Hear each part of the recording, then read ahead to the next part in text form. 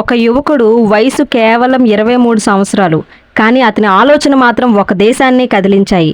అతని ముందున్న జీవితం గురించి ఆలోచించకుండా, తన కుటుంబం గురించి ఆలోచించకుండా, దేశ స్వాతంత్రం కోసం తన ప్రాణాన్నే త్యాగం చేసిన యువకుడు. ఆయనే భగత్ సింగ్. భగత్ సింగ్ పేరు వినగానే మనకు గుర్తొచ్చేది ధైర్యం, త్యాగం, విప్లవం.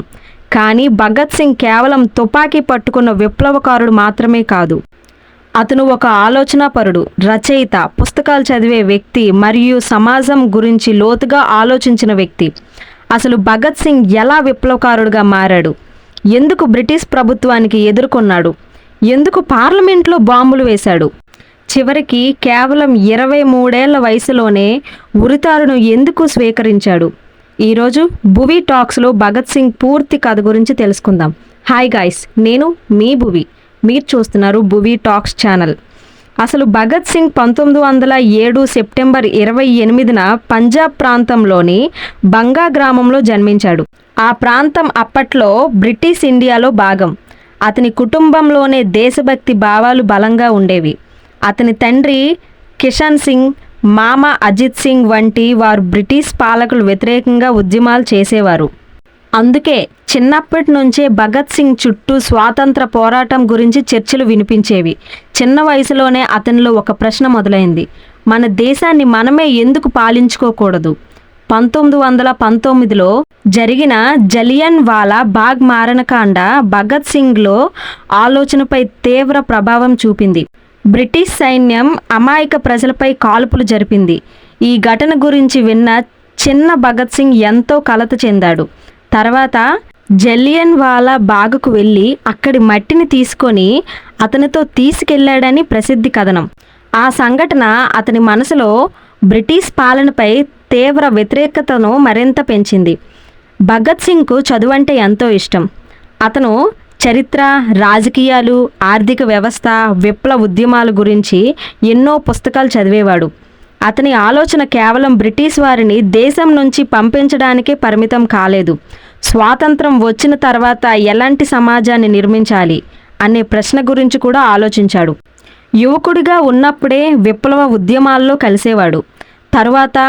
తరువాత హిందుస్థాన్ రిపబ్లికన్ అసోసియేషన్తో సంబంధం ఏర్పరచుకుని అది హిందుస్థాన్ సోషలిస్ట్ రిపబ్లికన్ అసోసియేషన్గా మారిన తర్వాత దానిని కార్యకలాపాల్లో కీలక పాత్రగా పోషించాడు.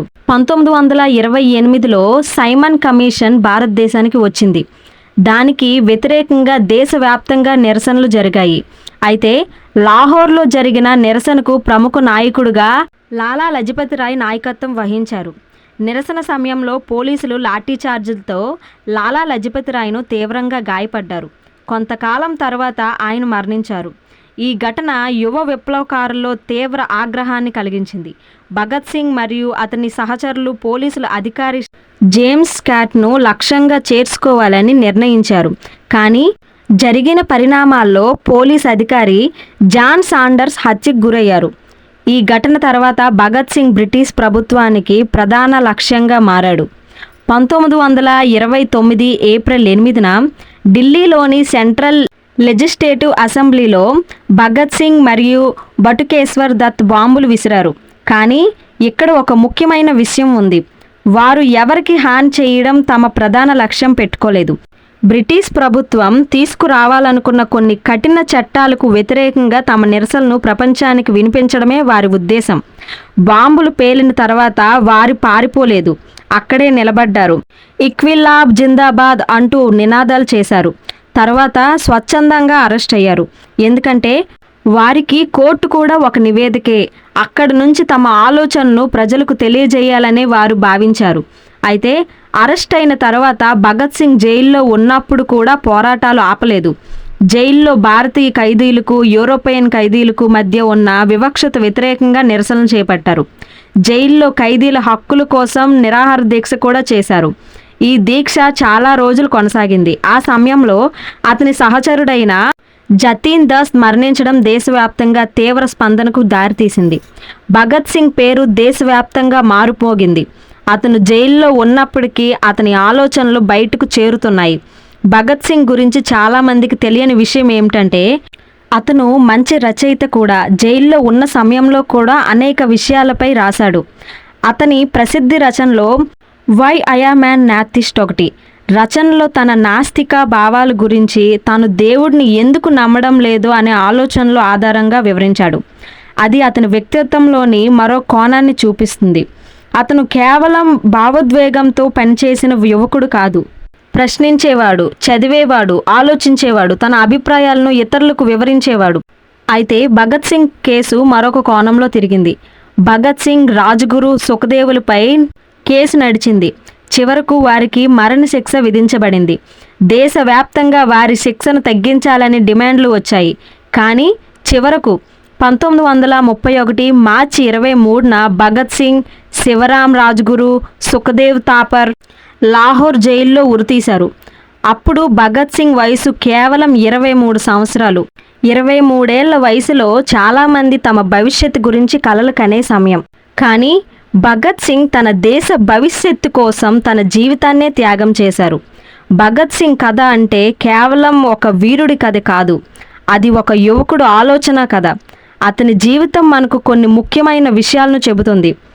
దేశం కోసం ఏదైనా చెయ్యాలి అంటే వయసు అడ్డంకి కాదు. ప్రశ్నించాలి, చదవాలి, ఆలోచించాలి, సమాజం కోసం బాధ్యత తీసుకోవాలి. భగత్ సింగ్ జీవితాన్ని గుర్తు చేసుకుంటే ఒక విషయం స్పష్టంగా తెలుస్తుంది. దేశభక్తి అంటే కేవలం నినాదాలు చేయడం కాదు. దేశం కోసం మన వంతు బాధ్యతను నిజాయితీగా నిర్వర్తించడమే దేశభక్తి. అయితే భగత్ సింగ్ జీవితం చాలా చిన్నది, కానీ అతని ప్రభావం మాత్రం చాలా పెద్దది. కేవలం 23 సంవత్సరాల జీవితంలోనే అతను భారత స్వాతంత్ర పోరాట చరిత్రలో చెరగని ముద్ర వేశాడు. అందుకే ఈరోజు కూడా కోట్లాది మంది యువతకు భగత్ సింగ్ ఒక స్ఫూర్తి. ఇక్విలాబ్ జిందాబాద్ అనే నినాదం కేవలం ఒక నినాదం కాదు, అది మార్పు కోసం యువతలో ఉన్న శక్తికి ప్రతీకగా మారింది. ఇది ఈరోజు భువి టాక్స్. ఇలాంటి నిజమైన చరిత్ర కథలు, గొప్ప వ్యక్తుల జీవిత కథల కోసం భువి టాక్స్ను తప్పకుండా సబ్స్క్రైబ్ చేసుకోండి. మీకు ఈ వీడియో నచ్చితే లైక్ చేయండి, షేర్ చేయండి. మళ్ళీ మరో ఆసక్తికరమైన కథతో కలుసుకుందాం. నేను మీ భువి. Thank you.